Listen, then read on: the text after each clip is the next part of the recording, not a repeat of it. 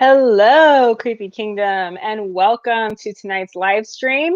Tonight, we are doing the Creeptastic holidays of Winter's Past. So, we want to keep the holiday time and the Christmas season extra creepy. That's what you come for Creepy Kingdom.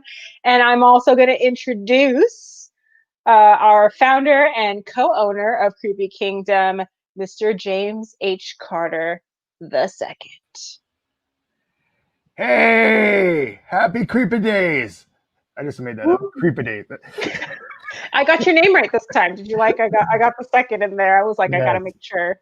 My father was not making this broadcast. It is I, the second. This show should have been called the Creepy Days of Winter's Past. Creepy days. Happy creepy days. Although I like using Creeptastic as much as possible. So have a Creeptastic holiday, everyone. And I'm excited tonight.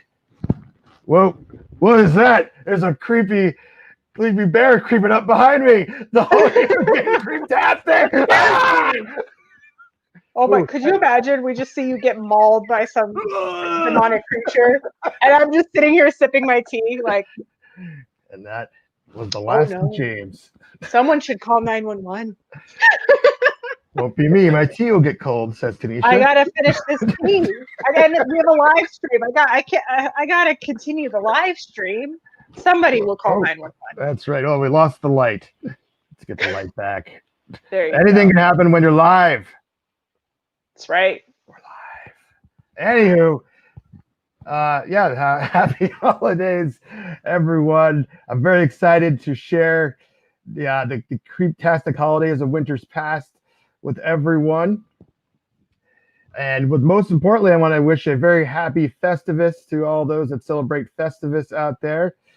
I'm going to save my airing of grievances till later on in the broadcast. So get ready for grievances that. with Festivus? Well, part of Festivus is the airing of the grievances, where you tell everyone what problems you have with them. Okay. And since we're doing this on a live stream, so many people I can tell that what problems I have with them. But got it. Okay. But we'll see if we have time for that one. With all this great Creeptastic content. Festivus, clearly, yeah. I have no idea. I know, it's all good. And today literally is Festivus, so I just wanted to wish happy Festivus for the rest of us.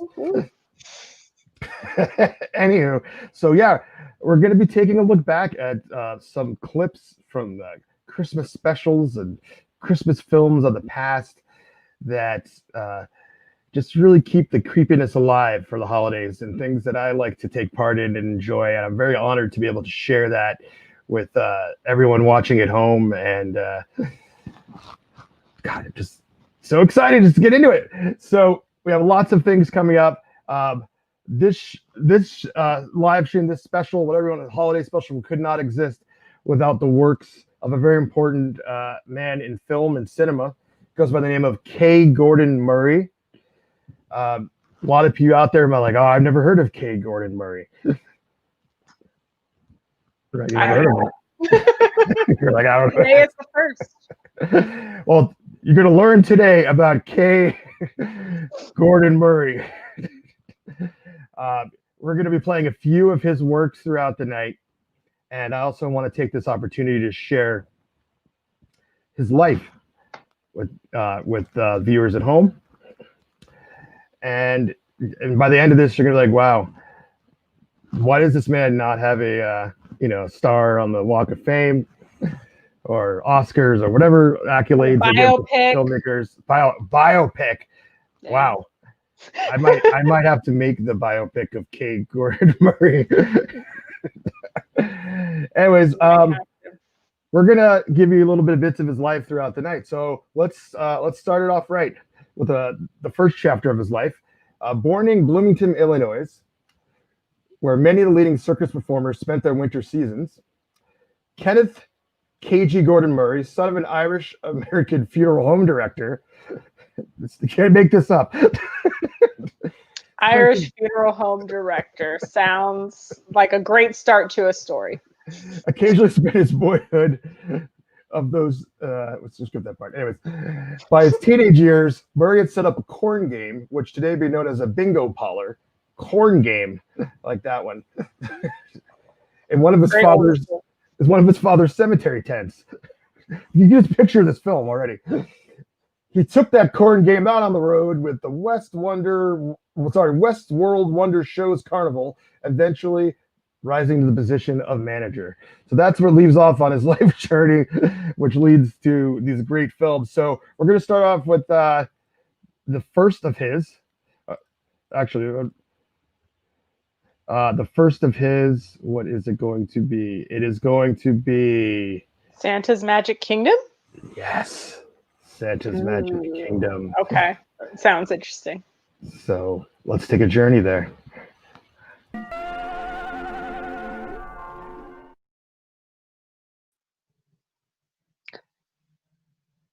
Um, I have so many thoughts. I don't even know Wow, the where to look on begin. your face, you're just were mesmerized. Your brain was stunned by the amazing awesomeness of that short film. It was there's okay, I have so many thoughts. First of all, Santa, no child is going nowhere with you in that sleigh. Absolutely not. I'm pretty sure you're a red dot on a map somewhere. No. Seem concerned about I know. So yeah, second of all, Merlin, I don't know what was how Oh, John, get ready. welcome John. I was like, ooh, if that is just the beginning, if that's just yeah. And then okay, Oh, I had yes. another thought. I don't know how much okay, you know about the filming of this. I'm curious. So you know how like back in the day there were like they tried to do some like Santa Claus theme parks and get them off the Yeah, ground. Kind of went for a couple years. Was this filmed at one of those like Santa it Claus or was North actually. Park Yeah, there's like a Northville? Santa Claus theme park in Okay. like Santa Cruz, California. So actually, of course, I know some of the backstories. So yeah, it was totally filmed. I mean, that's the genius of this filmmaker. He's like, why build sets? It already exists. Let's go there. Let's get Merlin. Let's get a skunk. Let's get a wolf. Let's get an ogre. Let's get a Christmas special going. I don't understand what was with these characters. Who needed a skunk? Who asked for a skunk?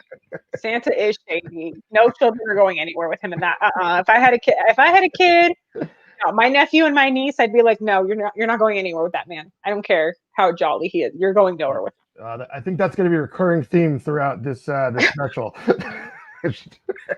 You're not these portrayals of old Chris Kringle might give you second thoughts about the him. safety Terrifying. Terrifying. and the sober factor in some of them. But Yeah.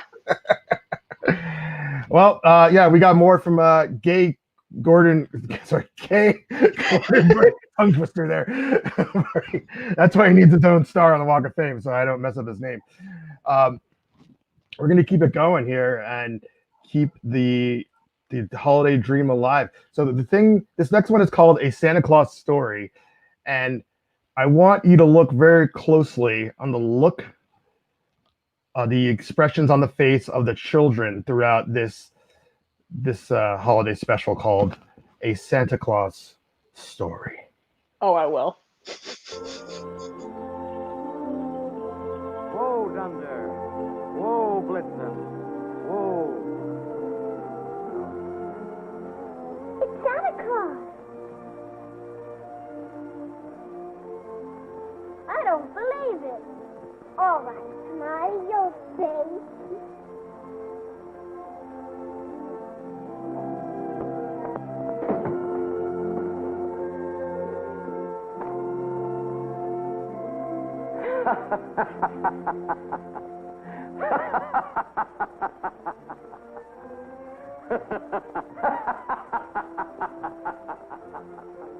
Oh, Santa. Hello, Virginia. Hello, Jackie.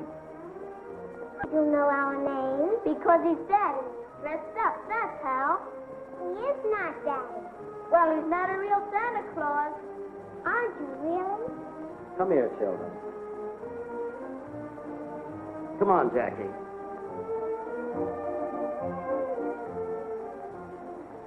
Yes, I'm really Santa Claus.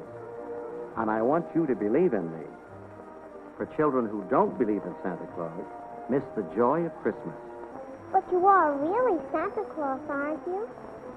Virginia, I'm going to answer your question by telling you what to say to any of your little friends who lose the wonderful spirit of Christmas. They do not believe except they see.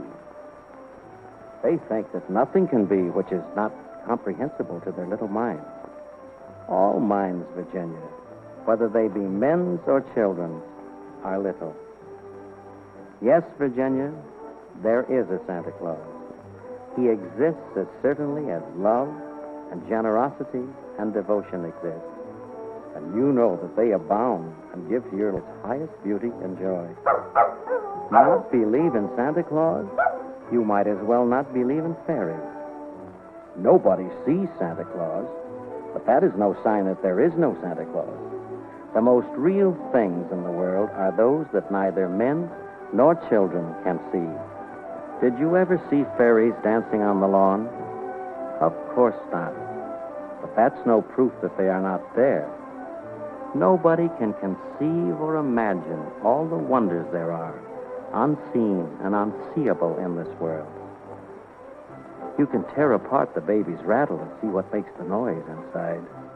But there is a veil covering the unseen world which not the strongest man, nor even the united strength of all the strongest men that ever lived, can tear apart.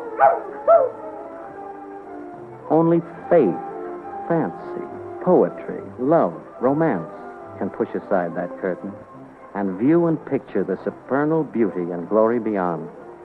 Is it all real?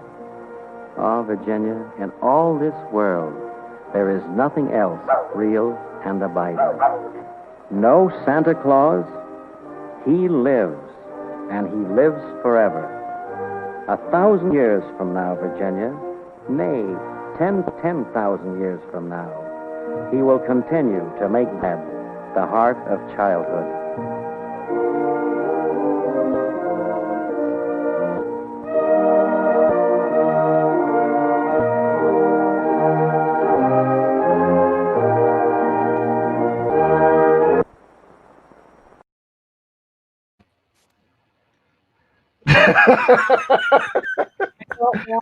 Go, keep your presents, Santa. Go. Oh. Before we get going, Gretchen's in the house. Hi, Gretchen! My fellow creepy bookworm. Was Virginia drunk? She looks super intoxicated. I feel like somebody slipped her a children's Benadryl before filming this. I don't know the boy's name, Tommy, Timmy, whatever. He was not amused with any of this. You know what? I felt like I related to him so hard of his just being like, oh, you were creepy. Like, no. And that speech that Santa Claus gives, that should be like printed on, like replacing like the Constitution or the or somebody like can you just hear like Abraham Lincoln? Well, it's funny because it's like the words are very sweet. It's just that voice. Like I don't understand what I mean. I guess back then it was a different time. Virginia would have been but his voice to those words were very unsettling. Like it was just like one thing it could be like.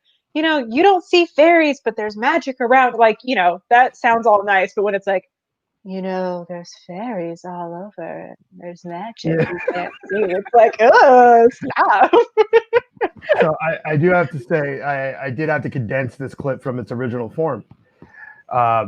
There was it was probably like 50% of the film I cut out for this broadcast because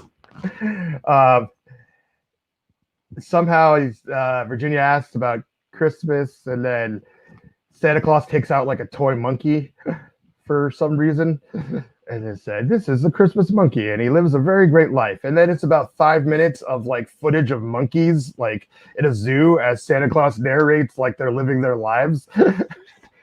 I don't know what to do with Christmas, but I just.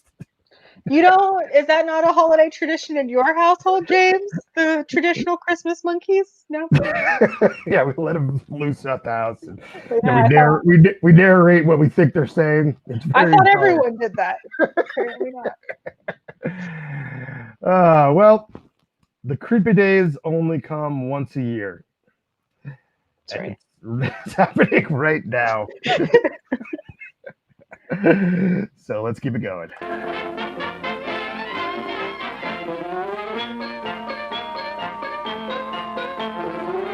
Christmas comes but once a year. Now it's here, now it's here, bringing lots of joy and cheer. Tra-la-la-la-la.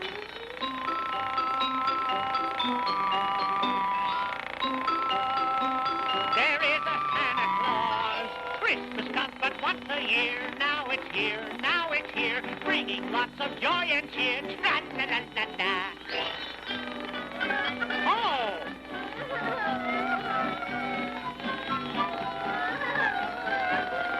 What's the matter in here, I wonder?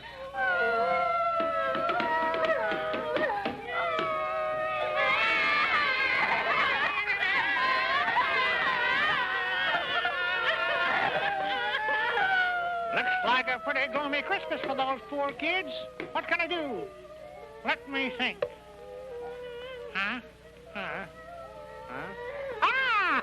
Oh, no. Hooray! I've got it!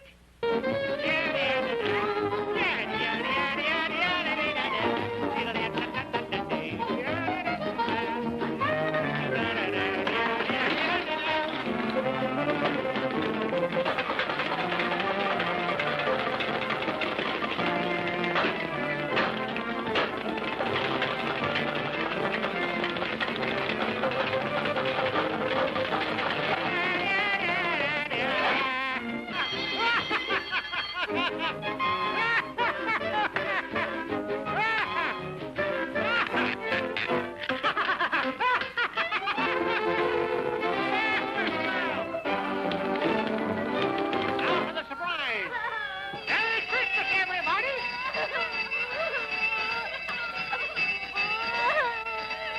Oh, Santa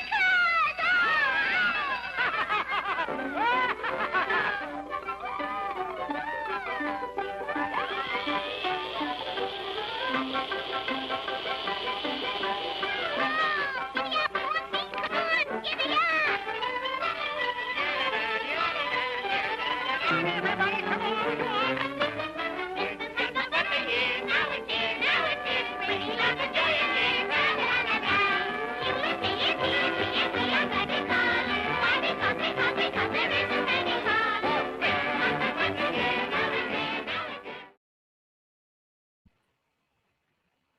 So many thoughts. Oh, wow. So many. First of all, I love old traditional hand-drawn animation. There's something very beautiful about it. yeah. So it was visually, it was great. Where are these children's like guardians? I'm assuming this is like that's an orphanage. Who's responsible That's an for these orphanage. That children? was a condensed version of the cartoon where it shows them crying for 3 minutes in an orphanage. I just cut right to the old Pappy coming in, saving the day with garbage. I mean, it's very sweet. It's a very sweet sentiment of like, hey, let me try to like, make something happen with whatever I have. But like these children are all, who's taking care of them? Like I'm disturbed that there's all these crying children with no caretaker around, and some random old man can just enter the orphanage and make toys out of garbage. yeah. It's I just feel like there's a running theme here of Santa being like a child predator, and it's unsettling. I didn't say that. That's well, we all thought it. I just said it. Well, we're going to shift gears a little bit from that topic. And we're going to go back to a time when clowns used to just roam freely in parades. Sounds terrifying.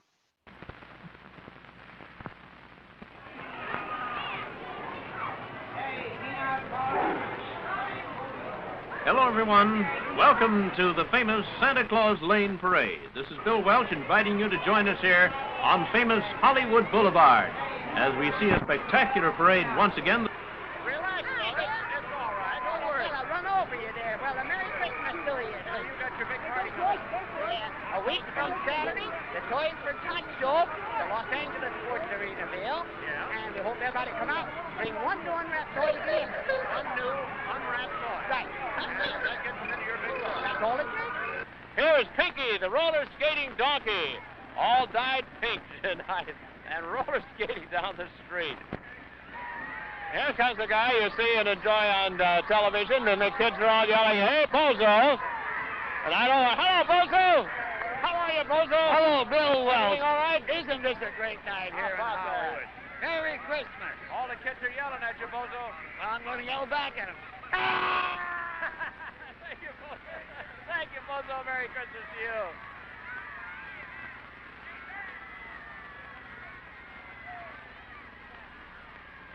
Well, even another still walker. We got two of them tonight. Usually we only have one in this great parade of ours. Oh, here comes the float I've been hearing so much about, the Candyland float. And believe me, it's a real sweet float made by a number of candy companies, and the decorations are almost entirely all made of candy there. See, our clown demonstrating that to you. This is Ann Laveau, who's responsible for the design and assembling the float. We got a friendly-looking moose, Bullwinkle, from the Bullwinkle show in the middle there.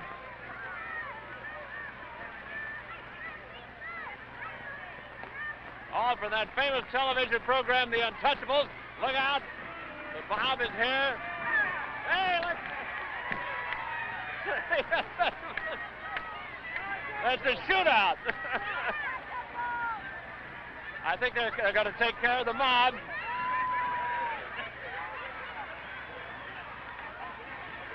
Some of the fellows that you see and enjoy on this show.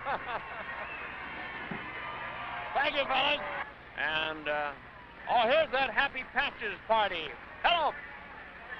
Yes, that's right. Patches is pointing out down here that it's on By the way, after the first of the year on KGTV. On your channel, Bill. 11. Channel 11. Right. I want them to know that I was the one that for many years was Goo the Clown, and we have a new show that's going to be called Happy Patches Party. Good. The camera's so dark. How comes the camera's so dark, Bill? I don't know. There's one up above there that's very light. Oh, I see. They're shooting from the top. Yeah, that's right. I see. Okay, nice talking to you. Merry Christmas to you, Thank Bill. you. Thank you, Patches. You heard the famous record, of course, of Alvin and the other Chipmunks. They've come out to join us here also, apparently. All the things you hear about and think about that have something to do with Hollywood are all here. And the parade moves slowly on its way up Hollywood Boulevard. Then the kids, it's a big night for the kids. No school tomorrow. And for most of them, no school on Friday. So they're pretty happy about the way things are working out here. I gotta get up here and talk to Santa. You kids wouldn't feel right about it. Hey, Santa, I thought you were going to leave me. Well, I've been a good boy like everybody else. Of course you have. I'm sure glad you asked me to talk to you. All the kids are watching on television. Of like all this, the things that I do and all the parades I attend, there's nothing more wonderful than the Santa Claus Lane Parade of Stars. Because this is tinsel land, this is film land. There's as much magic here as I keep locked up in the North Pole all year. And it's a great pleasure to be here. Because of all the people in the world, I love the Hollywood people the best. Thank you, Santa Claus. You're my kind of people. Thank you. You made us very happy. Well, we got a chance to talk to Santa Claus, and I want to get off the float so Santa can go on up the street and say hello to a lot of people who are waiting to see him tonight. By golly, we brought Santa Claus to you, just like we promised we would. Disc jockey friends with KFWB. Hello, Bill Valance. How are you? Just all sorts of things that make the parade exciting, and we haven't even seen all of it yet.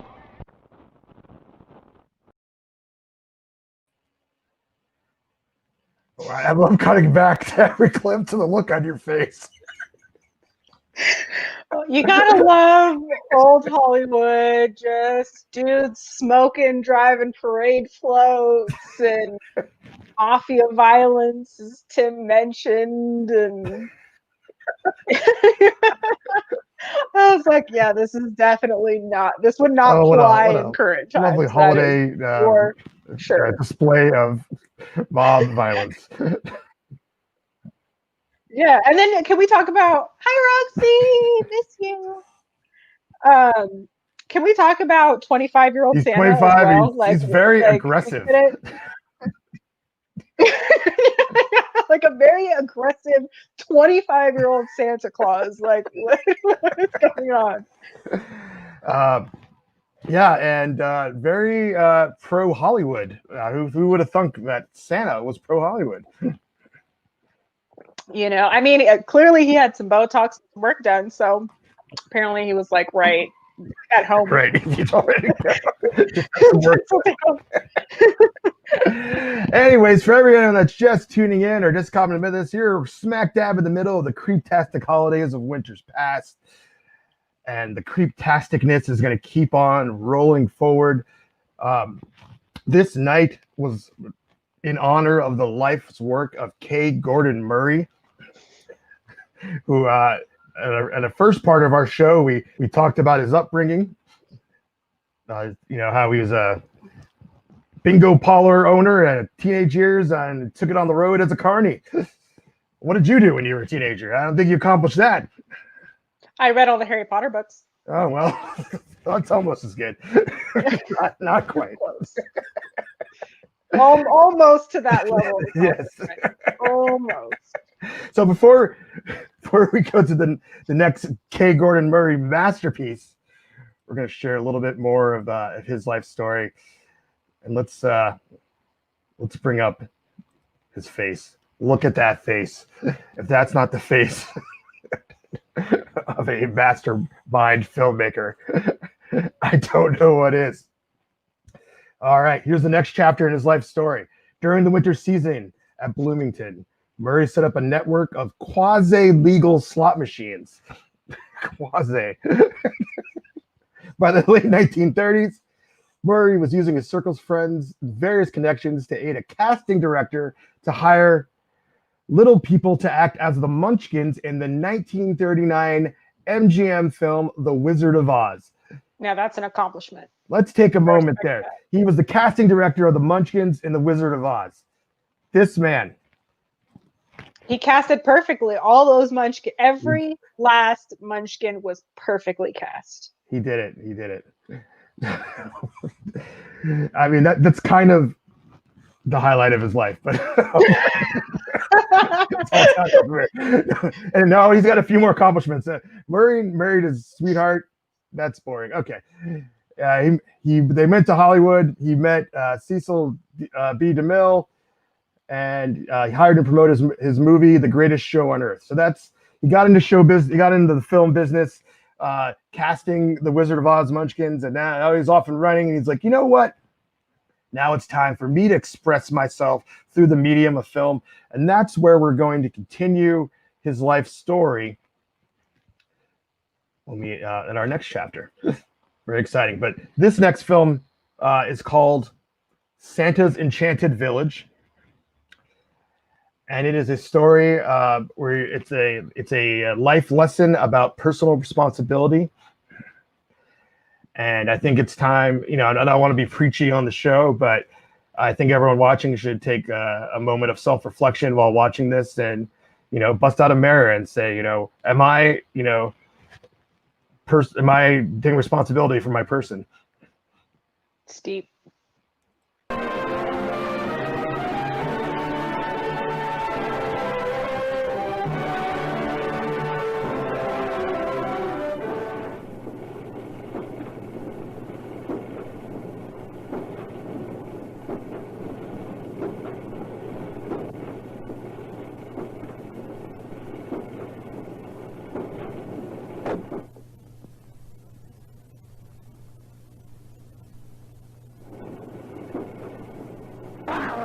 Get him!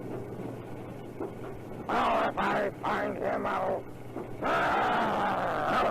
10,000 curses! Where is that stinking skunk? Is he gone again? Oh, my ulcer! I say that...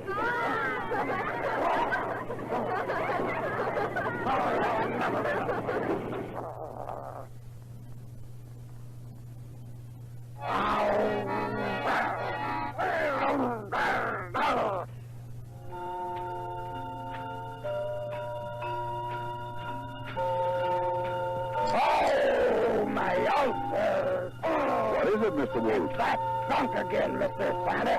I haven't seen him since ice cream break. Why did you give me such a helper? I work 16 hours a day. I'm supposed to be the foreman. Nobody pays attention to me. If I give an order, they may or may not follow. Stinky always goofing off, playing games with the pictures and flowers. Nobody pays attention to me. I'll go find him myself, and when I find him...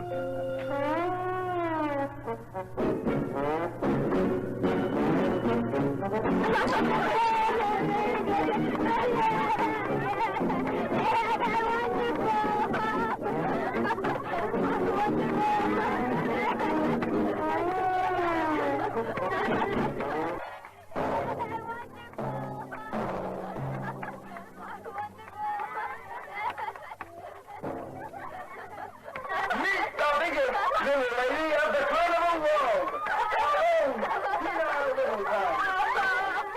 You will now witness a feat so amazing, so daring that few have ever equaled it. Introducing the famed... Wow! So this is where you spend all your time while I break my back working for the children of the universe. But nothing. You know perfectly well that we have a deadline to meet. If you and all the rest of the helpers spend your time watching the puppet, how do you expect to finish all the orders we have for Christmas? What would you do if Mr. Santa comes to the toy factory and finds most of you gone? I'm supposed to be the foreman, and I never know where you are. I am responsible for the work, but I'm not going to do it all by myself. Therefore, all of you get out of here this instant. No!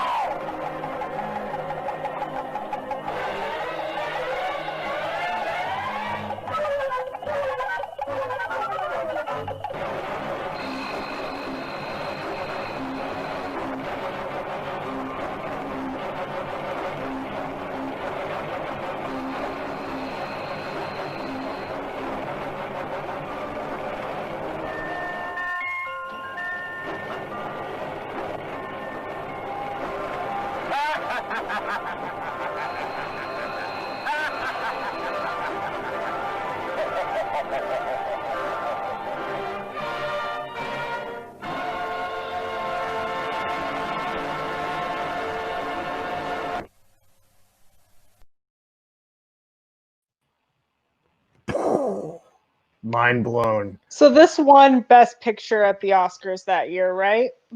Yeah, swept Okay. every category. I believe it. I Sweep, believe it. sweep the Oscars. Wow. Wolf is a jerk. So I understand. What is the dynamic between the skunk wolf and Santa, who seems like he's high off his rocker all because right, he's just cracking up at maybe everything. everyone wasn't able to follow. Let me bring him up to speed. So the wolf is in charge of the toy factory, and he works for Santa. He's like the manager of the toy factory. So he's in charge of the elves and Stinky the skunk, who works alongside the elves.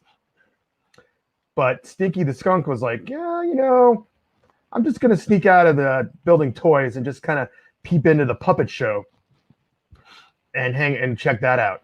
And the ferocious wolf, who has a deadline and a quota to meet and trying to get all this work done, we wasn't here for it, and so he had to go and find Stinky the skunk and let him know how he felt. Why would you hire a wolf? Thank you, Shannon. I'm just okay. Santa hired a wolf to be the manager of his toy workshop, and also a skunk works there. Yes. But he doesn't want to work there, which is understandable because he's a skunk. Well, everyone's got to pull their weight around Santa's enchanted village. Okay. I feel like this is like a fever. Like if you had a fever dream about Christmas, where it was just like you wake up and you're like nothing made sense. Like why was Merlin there? and there was like this giant skunk. Like I just feel like I Listen, took something. You need to learn to respect the K. Gordon Murray holiday universe. Yeah, I mean, yeah, seriously. The KGMU. I mean, if they select the Oscars, I really need to brush up on these. Why is so many? I don't think there's enough skunks in holiday specials there. So my question is, so now that I've laid it all out for you, who in the story do you identify with? You know, yes. Very true. Are you the ferocious wolf or Stinky the skunk? I know who I am. Who are you? I'm the ferocious wolf. I'm just trying to get things done over here. I was gonna say I'm the children of the universe. I'm the elves. I'm just like, I don't know what's going on. I don't know why my boss is a wolf. I don't know why they have me working next to a skunk. I'm thinking about calling OSHA or calling a compliance line. OSHA. This is not up to safety standards at all. I love the scene where the wolf goes to tell Santa that Stinky the skunk is left. It's basically like, was this one of the kids running away? Santa's basically like, that sounds like a you problem. I didn't hire you to come complain to me when Stinky the skunk takes off. What a hands-off boss. Santa's just like, oh well. As he sits on his throne, just doing nothing with Puss in Boots, the leader of his security, as we learned in the last film, just kind of sitting like a slave Leia on his side. Listen, Santa literally, he only works one day a year. He's like, is it December 25th? Is it December 25th? Nope, sure. I'm going to sit right here on the throne until midnight, okay? And then I'll get to work. Enough said. Beautiful. Actually, given that, I may identify with Santa. Like, I am off the clock. Why are you bothering me with this? Wow, that's pretty much what's happening there. All right, so as we move on to this Creeptastic look back at Winter's Past, there was a time when things were cleaner, fresher, and smoother, and creepier. Oh, I was waiting for it. Be happy, go lucky, be happy, go lucky, strike, be happy, go lucky strike today. Tonight, Lucky Strike presents. Do you hear that music? Well, it's our traditional hit parade Christmas party going on inside, and the guest of honor is you. So, light up a Lucky, sit back and relax, because it's your party. Join us while we deck the halls. Come on.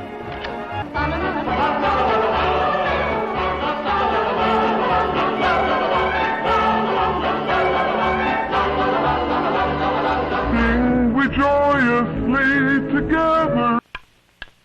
Light up a Lucky, it's light up time. Be happy, go lucky, it's light up time. For the taste that you like, light up a Lucky Strike. Relax. It's light up time. Cleaner, fresher, smoother. Yes, sir. Lucky's taste better. Anytime, anywhere. So right now, light up a Lucky. You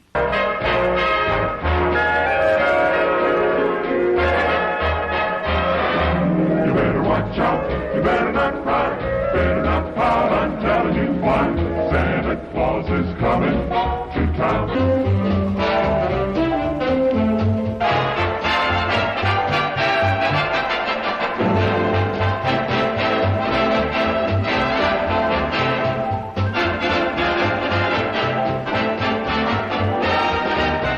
This is what can happen with an ordinary home permanent.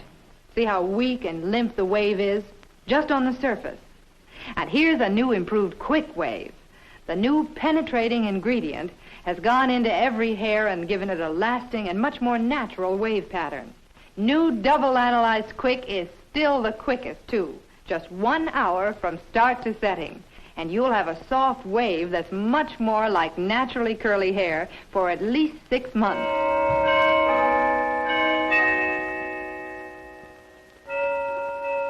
The preceding program was Your Hit Parade as originally telecast Saturday, December 24th, 1955.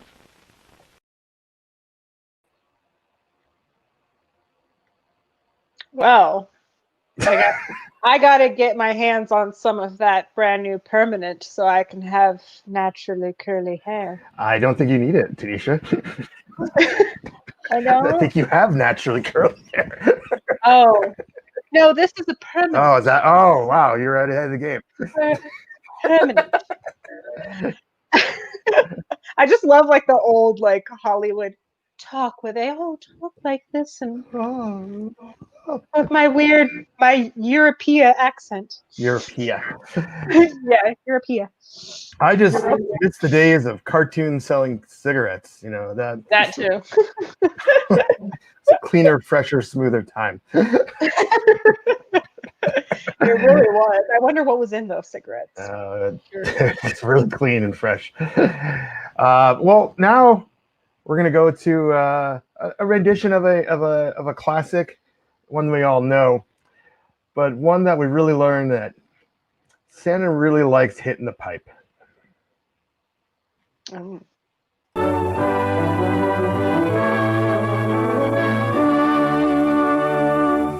'Twas the night before Christmas, when all through the house not a creature was stirring, not even a mouse.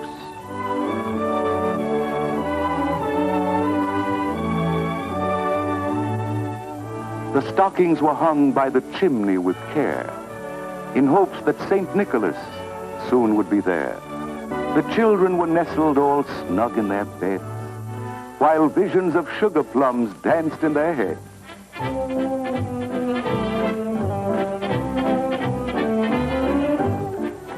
And Mama in her kerchief, and I in my cap, had just settled our brains for a long winter's nap, when out on the lawn there arose such a clatter, I sprang from my bed to see what was the matter. Away to the window I flew like a flash, tore open the shutters, and threw up the sash, when what to my wondering eyes should appear but a miniature sleigh and 8 tiny reindeer, with a little old driver so lively and quick, I knew in a moment it must be St. Nick. More rapid than eagles his coursers they came, and he whistled and shouted and called them by name. Now, Dasher, now, Dancer, now, Prancer and Vixen. On, Comet, on, Cupid, on, Donder and Blitzen. To the top of the porch, to the top of the wall. Now, dash away, dash away, dash away all. And then in a twinkling I heard on the roof the prancing and pawing of each little hoof. As I drew in my head and was turning around, down the chimney St. Nicholas came with a bound. He was dressed all in fur from his head to his foot, and his clothes were all tarnished with ashes and soot. His eyes, how they twinkled, his dimples, how merry. His cheeks were like roses, his nose like a cherry. His droll little mouth was drawn up like a bow, and the beard on his chin was as white as the snow.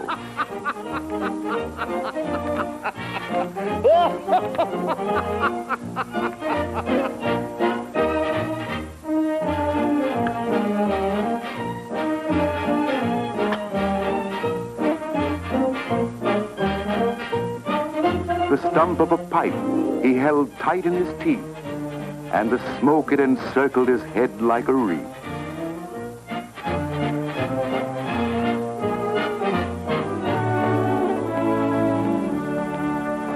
And giving a nod, up the chimney he rose. He sprang to his sleigh, to his team gave a whistle, and away they all flew like the down of a thistle.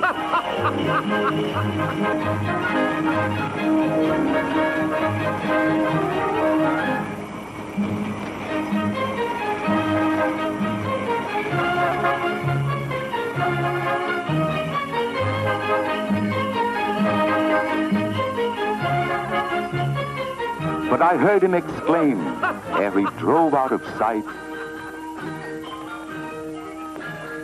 Happy Christmas to all, and to all, a good night.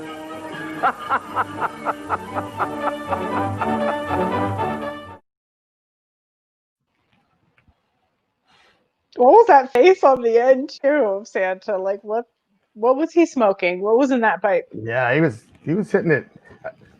I think there was. I don't think there was more than tobacco in that pipe from old Sandy Claus. Mm-hmm. Okay.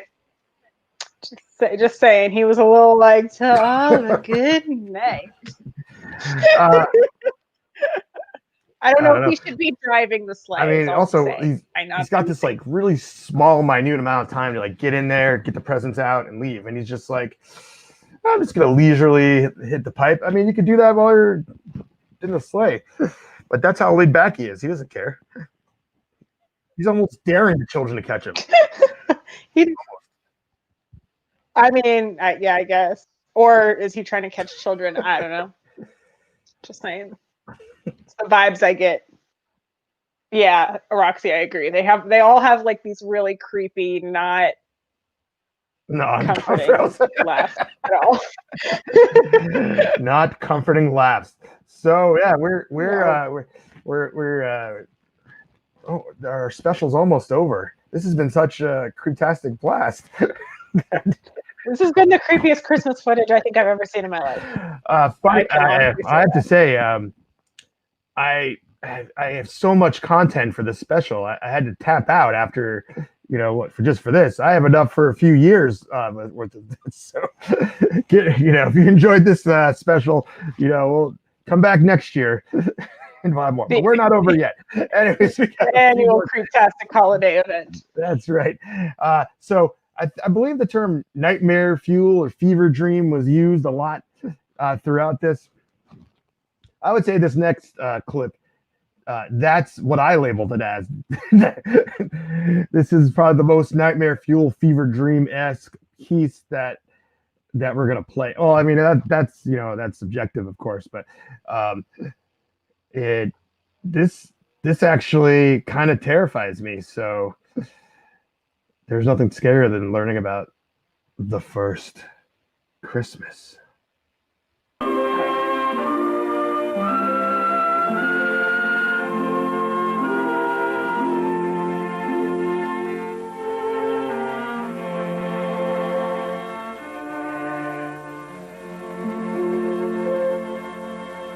This is the story of Mary and of her husband, Joseph. They live in the days of King Herod in a city of Galilee called Nazareth.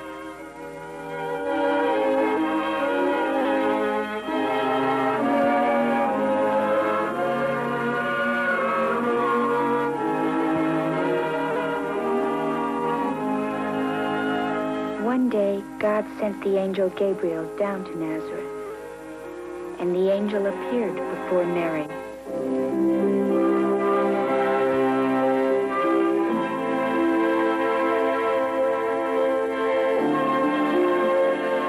My name is Gabriel, the angel said, and my place is in God's presence. I have been sent to speak to you and to bring you good news. The Lord is with you. Blessed are you among women. Mary was much troubled at hearing the angel speak so. But the angel said, Mary, do not be afraid. You found favor with God. You will have a son, and will call him Jesus. He shall be great, and men will know him for the Son of the Most High. His kingdom shall never have an end. And Mary said to the angel, let it be according to your word.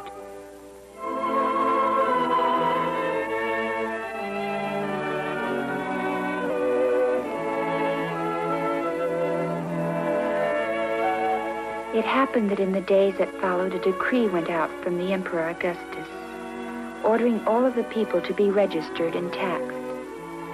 All had to go and give their names, each in his own city. And so Joseph, being of the family of David, went up from the town of Nazareth in Galilee to David's city in Judea, a place called Bethlehem, to give his name there.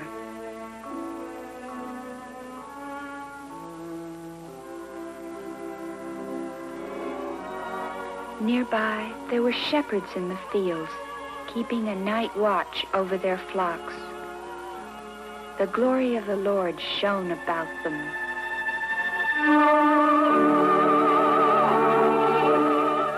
This day, in the city of David, a Savior has been born for you, the Lord Christ himself.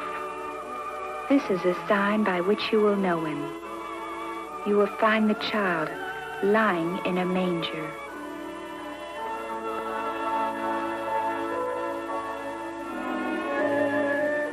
And out of the east, 3 wise men came, and the star went before them.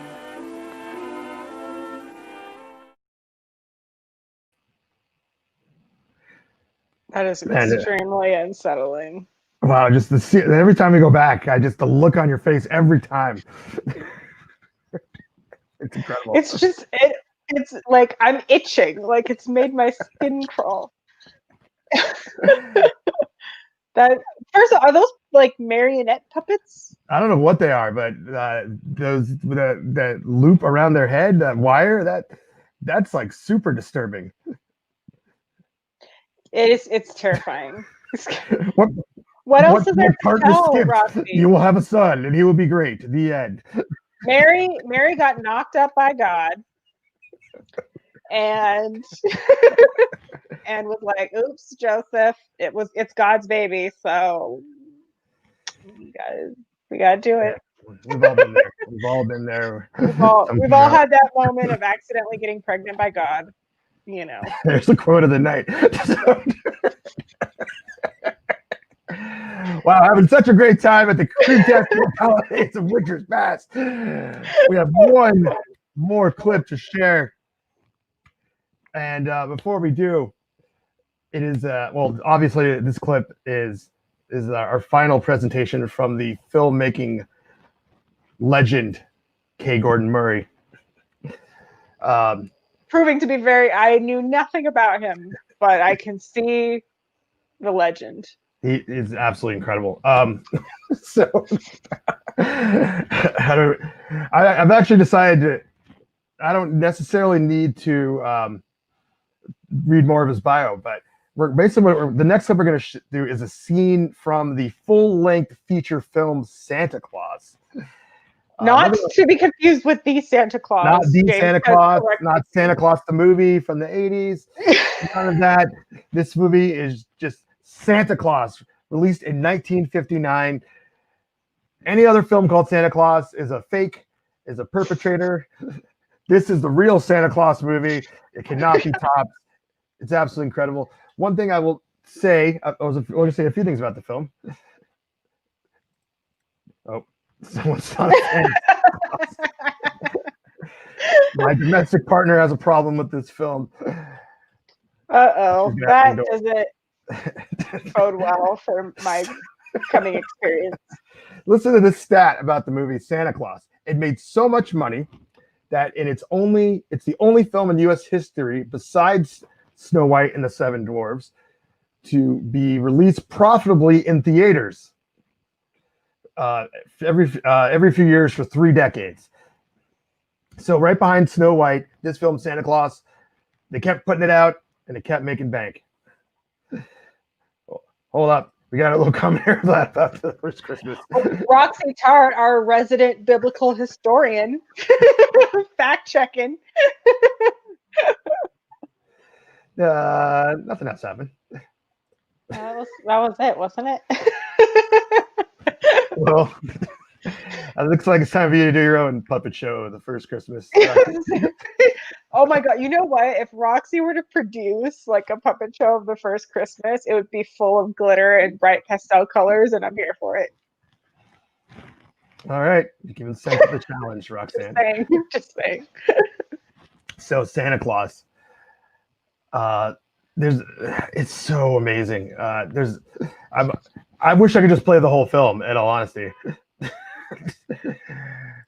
but we don't have time. We only have time for one more clip, so can't do the whole film. I just planted a seed in Rock's bed and it just exploded. Yep. So, Tanisha, why don't you read the synopsis of this film so people can get a taste of what we're in for with this one clip we're going to play. All right, and I'm going to do my best spooky narrator that I can. I'm not an actress, FYI, but I'll try. Okay. So, Santa Claus, high above the North Pole in his cloud-born castle, equipped with more surveillance devices than the impossible mission force, prepares to deliver presents on Christmas night. Santa is especially interested in helping Lupita. Nyong'o? No, not Nyong'o. I added that. The daughter of a poor family who wants nothing more than a doll. And a young boy whose parents are so wealthy they never spend any time with him. Santa fixes this by feeding them pan-galactic gargle blasters. Works every time. However, I am getting so excited by the word. However, the devil will have none of this and sends his minion, Pitch, to foil Santa's plans. Pitch, in turn, recruits 3 naughty boys to help him set traps for Santa. Wow.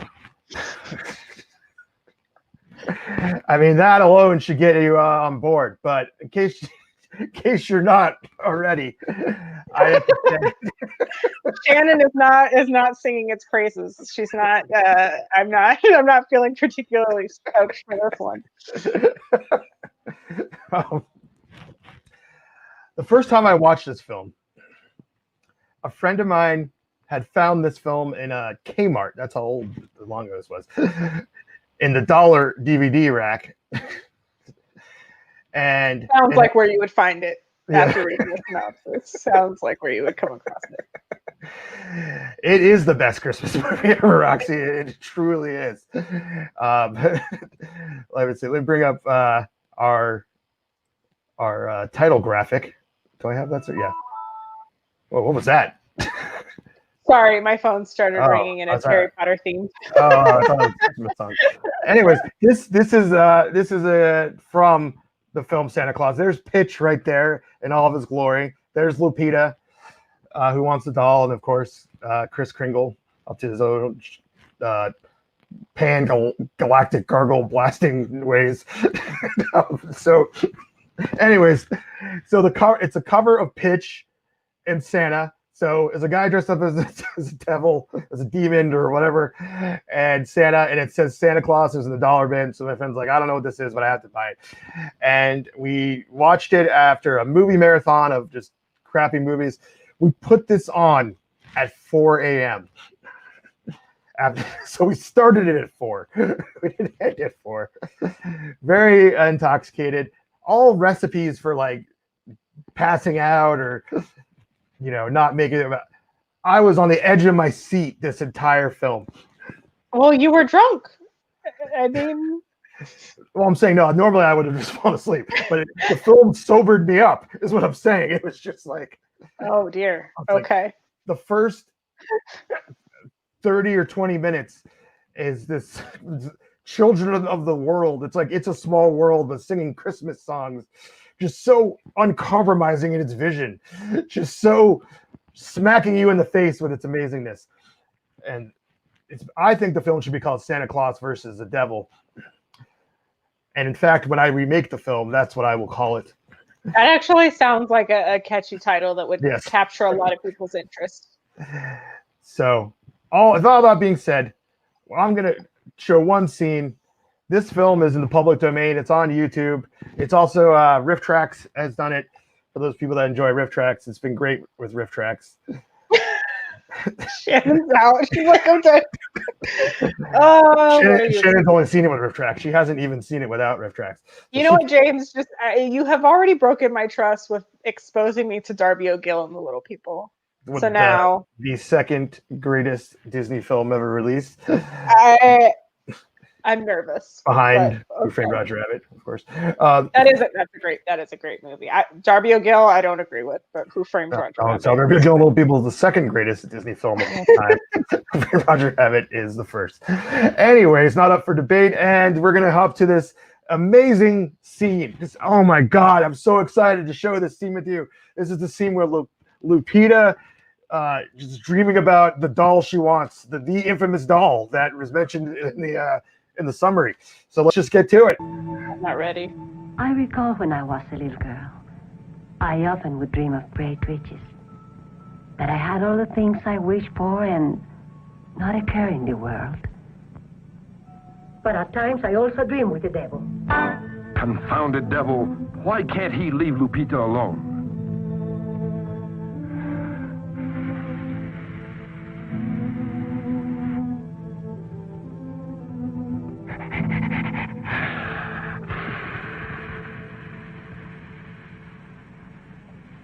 Oh, just look at that old busybody. He'll make Lupita want to steal again. He'll be part of her dream.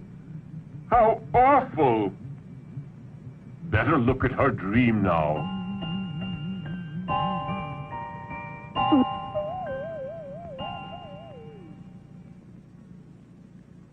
I've a little dahlia dressed up in blue. She's very pretty and her name is Sue. Once I took her shopping, she got sick, and then when I took her home, she got well again.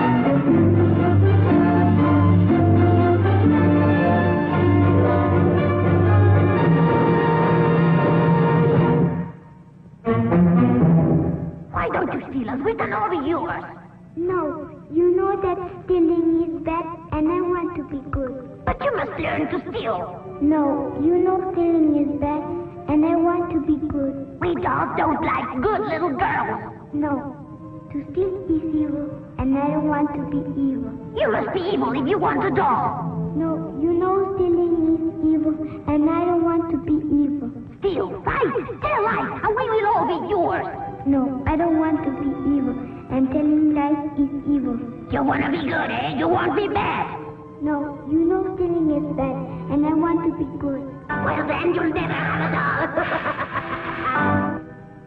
Mama, Mama.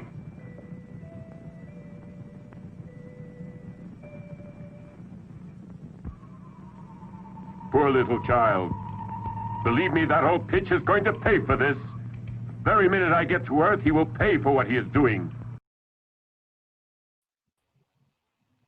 Wow. I feel so incredible. I feel so bad for this filmmaker because I think clearly they failed at securing the film rights to Nutcracker. And we're like, we're just gonna make up our own He doesn't story. need other stuff. He's got his own vision. Oh my God. Can you imagine if K. Gordon Murray would have had the success of a Walt Disney and there was K. Gordon Murray land and you could be immersed in the dolls with the two heads. You notice they had faces on the back of their heads as well with a frown. Yes, it's terrifying. I mean, I guess there could have been if he like continued a partnership with the Santa Claus theme park and then just made it some twisted version of we could have met Stinky the Skunk, the Ferocious Wolf, Merlin, the dolls, the dream dolls there. Oh my gosh, Satan! Can we have a Satan meet and greet? Of course, it's Pitch. Okay. His name is Pitch. Apparently, Pitch. apparently I'm sorry. Satan, Pitch works for Satan, so he's not actually. Right. He's just. Right. He's a I'm minion. not really sure. Yeah, sort of. I'm not really sure how that works, but yeah, I'd love a Pitch meet and greet. That would have been awesome. And his life, the Carney stuff. Wow, I think there's a lot of material here. I'm glad I could share, the works of K. Gordon Murray with the world in case everyone didn't know. I know some people have seen Santa Claus probably through Riff Tracks. When Riff Tracks used to do their telecasts at theaters a few years ago, that was one of their holiday ones. So I was glad to see it on the big screen. But I don't need Riff Tracks. I mean, I'm sure there were great Riff Tracks, but I just thoroughly enjoy this film. I love it so much, and I'm very happy I could share a scene with everyone and show everyone a little bit of the Creeptastic holidays of Winter's Past. You've truly changed lives, James. I hope so.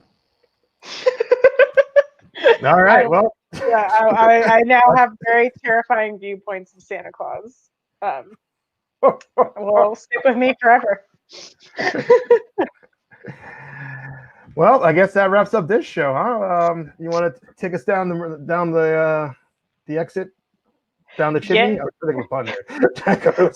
I don't know how I can follow up that, but for those who are not like terrified at this point of the stream, we have other upcoming streams that do not feature potentially child predator Santa Clauses. So where's potentially in that sentence? Yes, potentially, allegedly.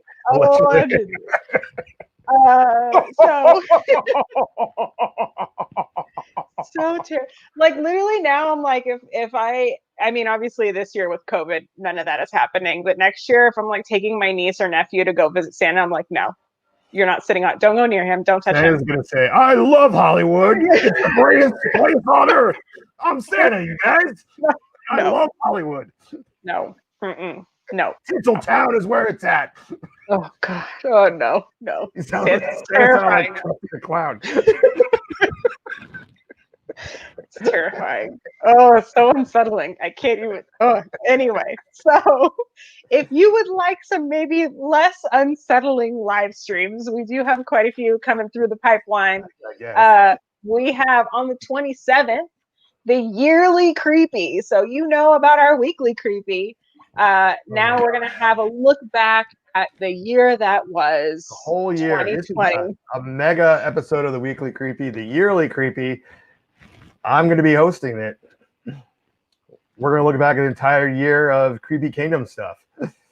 Yeah, I mean, pretty much like it's going to be on record as the year Creepy Kingdom went completely virtual. Right? I mean, we didn't really have, you had some creepy quests and stuff for things you got to do socially distant, but for the most part, yeah.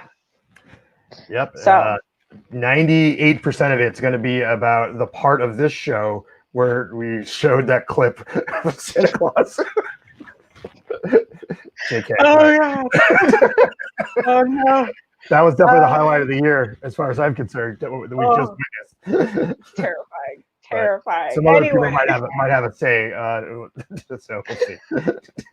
Yes, but I mean, if you want to take a look back with us, travel down memory lane for 2020, the 27th, 4 p.m. Pacific Standard, 7 p.m. Eastern Standard Time. Right. Come with us to reminisce and walk down the memory lane of 2020, which I'm sure will be very interesting. And then there's another live stream that I don't know too much about, apparently happening on the 6th, called Creepy Book Club. You better know about it. That's right. I will be hosting that live stream on the 6th. So yeah, our book for the month is Mother Knows Best. So definitely, Gretchen and I, we always start off doing like spoiler-free reviews for folks who just kind of want to tune in and hear a little bit about it to kind of wet their whistle with the book. But we do the rest for majority of the stream. We go into full spoilers. So I strongly encourage folks to read before our live stream so you can join in and talk spoilers with us and review the whole book. It's on Audible. So if you don't have time to read because you're hopping around the house, because you're not supposed to be leaving the house because we're on lockdown, as you're cleaning and wrapping gifts and all that stuff, put it in the ears. Join us on the 6th. I'm proud to say that I have completed listening to this story, and I'm so proud of you, James. Because usually James is like, "Oh no, I didn't read this month's book." Like we've been trying to get James on board. I never finish. I always start. I have a lot of things going on at all times, but I was able to really read in. You know what it is. You speed up the speed in Audible a little bit. You can get through quite a bit in a small amount of time.